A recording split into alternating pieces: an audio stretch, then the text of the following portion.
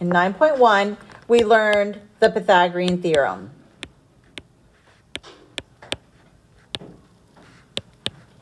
And the Pythagorean theorem was a squared plus b squared equals c squared, where a and b are the two legs of your right triangle, and c is the hypotenuse.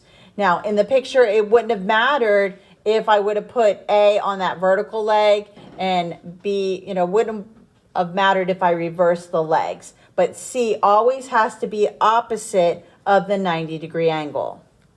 Also in 9.1, we learned what a Pythagorean triple is, and we saw some common ones.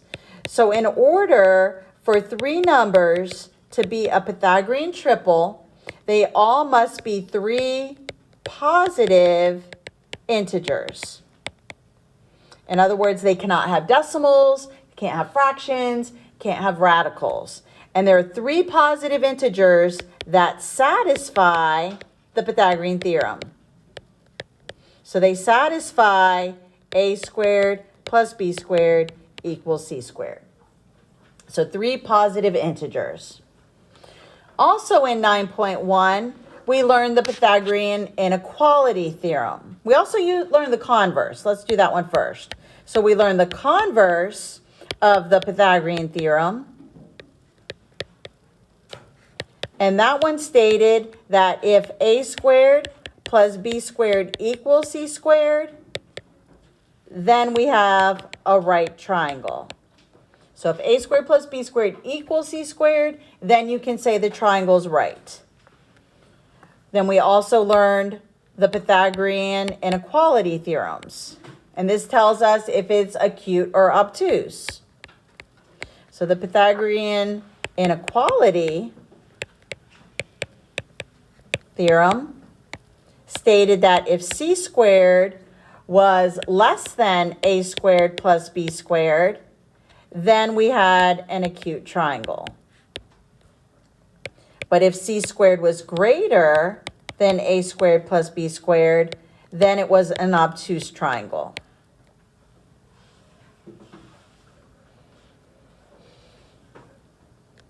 We also had questions where we had to find the area of a triangle. Also had where we had to find the area of a triangle, and it's just a review of probably your pre-algebra days.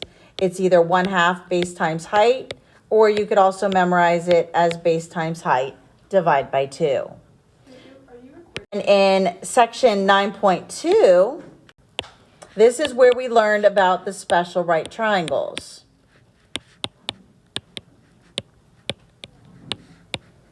And this was the 45, 45, 90. And you memorized it to be A. The two congruent legs are both A, and then the hypotenuse was a square root 2. Later on in the chapter, we were also working with special right triangles for the trigonometry. And remember, for those, we didn't worry about the letter A. And we would just call the legs 1, 1, and square root 2. So just be aware of the different ways that you can use these special right triangles. Then the other special right triangle was the 30, 60, 90. We memorized that the side across from the 30 was A, across from the 60 was A times square root 3, and then the hypotenuse was 2 times A. Again, if you're only using the numbers, this would have been just square root 3, this would have just been a 1, and this would have just been a 2. But anytime the sides of the triangle have numbers other than a 1, a 2, a square root 2, or a square root 3, that's when you need to involve the A. So that was 9.2, the special right triangles. Memorize the relationship of the sides. Then 9.3, this was the geometric mean. So for 9.3, we learned what the definition of a geometric mean meant, and we used this in the proportions. So in order to find the geometric mean of two numbers, so when you're given two numbers, you're just going to multiply and then square root the product.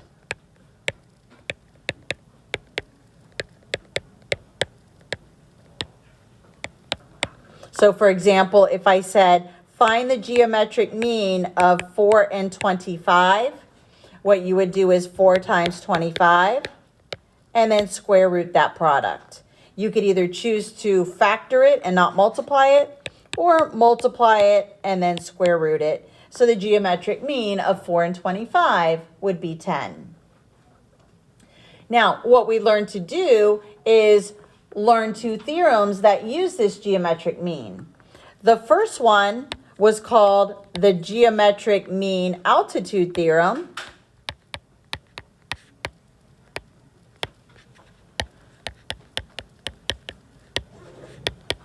And then the other one was the geometric mean leg theorem.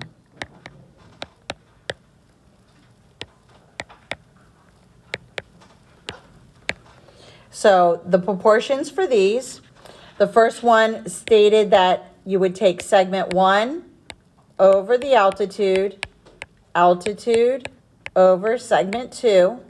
That's the first proportion. And then this one was the hypotenuse over the leg, and leg over the SOHAL.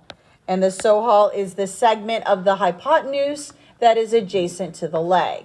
So let me go ahead and draw two right triangles, one for each theorem, and show you where all of these pieces are located in the picture. So if I draw a right triangle here, remember the original triangle is a right triangle. So this is the hypotenuse. It's across from the right angle. Then I've got a leg over here of the original, and then I've got another leg over here. Now, once you draw in your altitude, and again, the altitude is this perpendicular segment that's going straight down here. It's also known as the height. So this is the altitude. That altitude splits this hypotenuse into two little pieces. This little piece right here is segment 1, and this little piece over here is segment 2. So in my proportion, this is going to have a number or a variable, and it would go right here on top of the fraction. So segment 1 would come from here. Segment 2 will come from here, this piece of the hypotenuse. And then the altitude is either going to have a number or a variable. So you're going to have an unknown somewhere in that proportion. It may be the altitude. And then that's when you're going to do the geometric mean, because you're going to end up with a square root. Then over here, if I redraw a right triangle again, I'm going to do the same thing. So again, this is the hypotenuse again.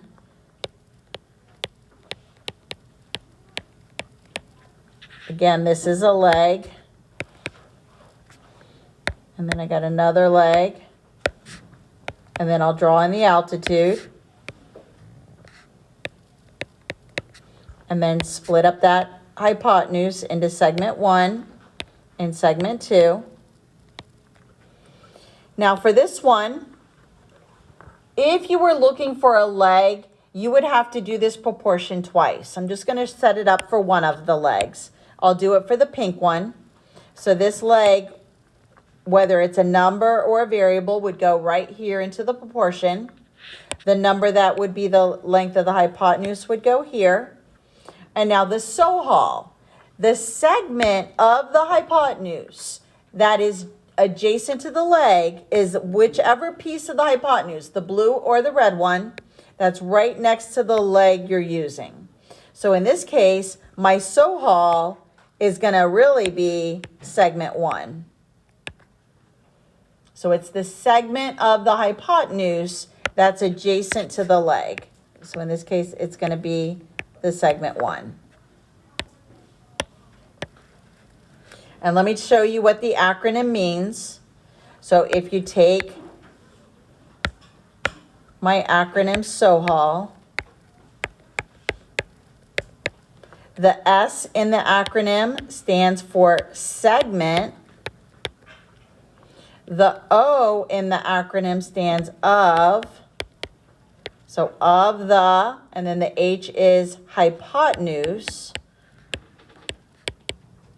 So the segment or the piece of the hypotenuse that is adjacent or next to the leg. That's what SOHAL stands for. So the S is here, segment. The O is for the word of. The H is for hypotenuse. The A is for adjacent. And then the L is for leg.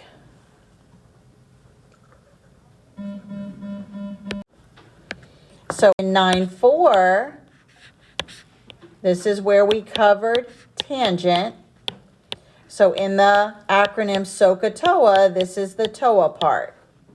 So tangent, and then they're going to have an angle letter here. Again, remember I told you this is the Greek letter. This is theta, and it's just representing the angle.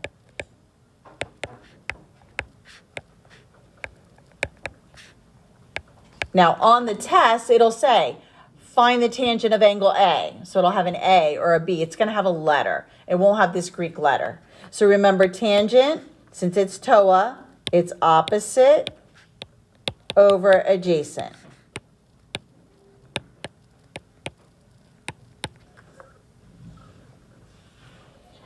In 9.4, in addition to learning this ratio, we also learned the definition of angle of elevation.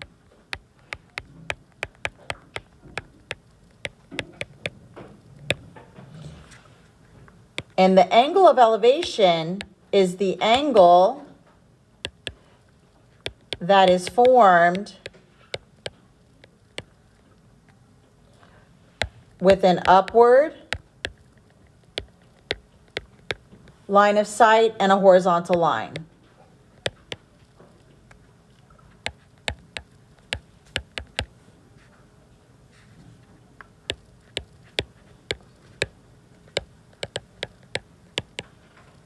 Now, a lot of times that horizontal line is the ground. We did see some word problems where the horizontal line was like the person's vision, and then we had to take into consider their height when we went ahead and found the height of, say, a building. Then in 9.5, this is where we learned about sine and cosine. Like an angle of elevation might look like something like this, where you're looking up, say, at the sun.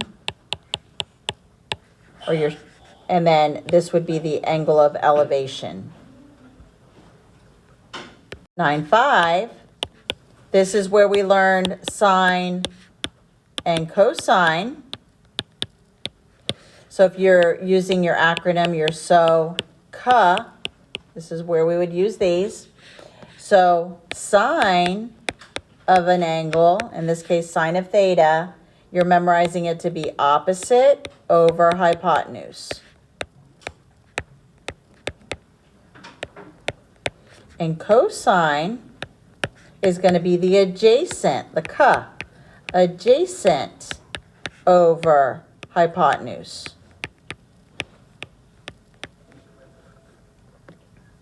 You should also know about the sine and cosine of complementary angles.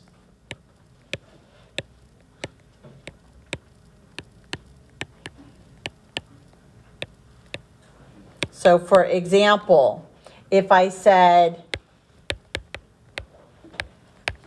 given the sine of 56, rewrite it in terms of cosine. So what you do is change the word from sine to cosine, and then the angle measure is going to be the complement of 56. So do a little subtraction here. And the complement of 56 is 34. So rewriting the sine of 56 in terms of cosine, you're just going to do 90 minus the given angle. Both of these will give you the same answer if you were to do this on your calculator.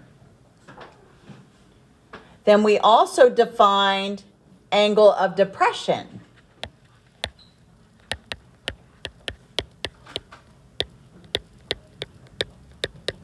And the angle of depression is an angle that's made with a downward line of sight and a horizontal line. Okay, so again, angle of depression, an angle formed with a downward line of sight and a horizontal line. So for example, let's say you're on top of a building, you're up here, here's the horizontal line, you're looking down at somebody on the ground, and then this would form your angle of depression. And then we just have 9.6, and that is your summary of the whole chapter. So I'll do 9.6 next. So 9.6, this lesson was called solving a right triangle or solving right triangles. Whenever the instructions say to solve the right triangle, we're looking to find all three angles and all three sides.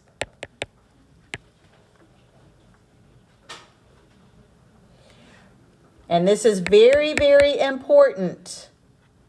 Remember to use only the given. Do not try to use your calculated answers to find another missing piece. Because they're rounded answers, you'll get it wrong. So always try to use only the given whenever you're looking to find the missing pieces.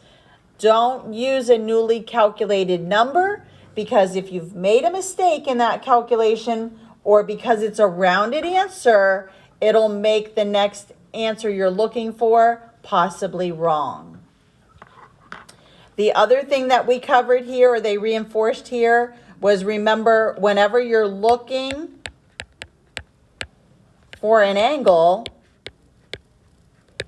on our calculator, we're using the inverse. So whenever you're looking for an angle measure, you're doing sine -1, cosine -1, or tan -1, depending on the sides that are given to you. But always try to resort back to the given information. Do not use a newly calculated number, especially when you're rounding, because if you round incorrectly and it's a standardized test and it's multiple choice and they have two answers that are really close, like 1.2 and 1.3, and because you rounded wrong, you just lost everything on that question on an SAT. So make sure you're careful. So that is your summary of Chapter 9. We are skipping law of sines and cosines. You will cover that in your Algebra 2 course. So your test is on Wednesday. Your review is due tomorrow. And then tomorrow I will answer any questions you have concerning the review. Remember, the answers to the review are in the general information module. So you should be checking your answers, and then the ones that you're getting wrong, those will be the questions that I work out tomorrow.